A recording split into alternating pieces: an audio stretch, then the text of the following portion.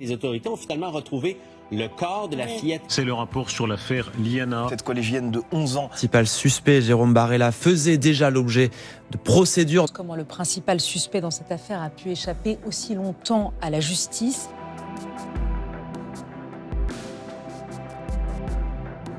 L'affaire Liana continue de susciter de nombreuses réactions et d'alimenter les débats. Nous sommes allés à la rencontre de la population de Draguignan pour recueillir leurs avis. Pourquoi est-il important pour vous de vous exprimer au sujet de cette affaire ? Pour moi, ça a été un choc énorme. Je crois que j'en ai pas dormi et j'ai découvert là à quel point les enfants n'étaient pas protégés. Et je me suis dit, en tant qu'adulte, il faut se regarder dans une glace et on ne peut pas rester comme ça.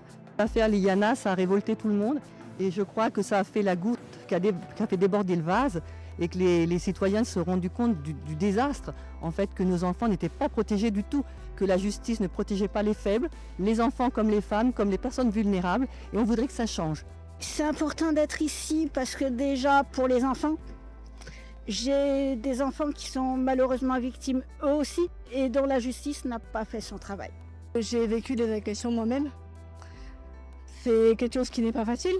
C'est sûr, quand on est enfant, on se dit en parler c'est facile, mais quand on ne croit pas, c'est plus difficile. Et cet enfant, et bien d'autres dans cette affaire, on essaie la voix.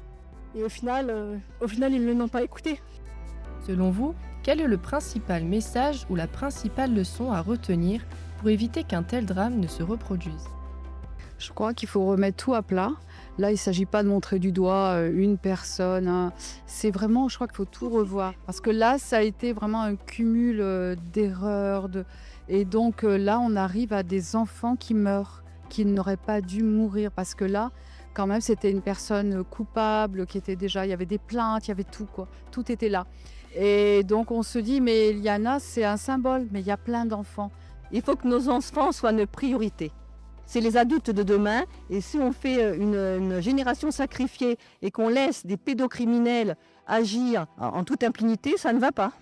Écoutez plus les enfants et que la justice bouge plus vite.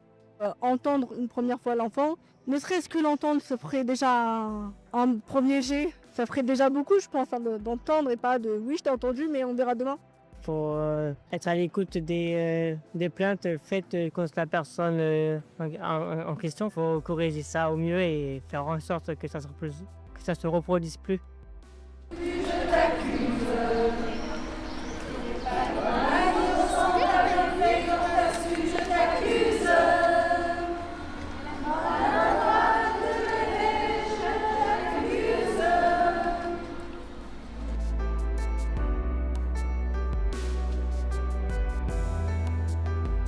On est là, il y a des mamans, des familles, des jeunes filles, mobilisées tous les lundis pour dire voilà, on fait pression, on est là, on lâche pas, la colère, l'émotion est là. Et voilà, et ça sera comme ça jusqu'à ce que les choses soient vraiment prises en considération.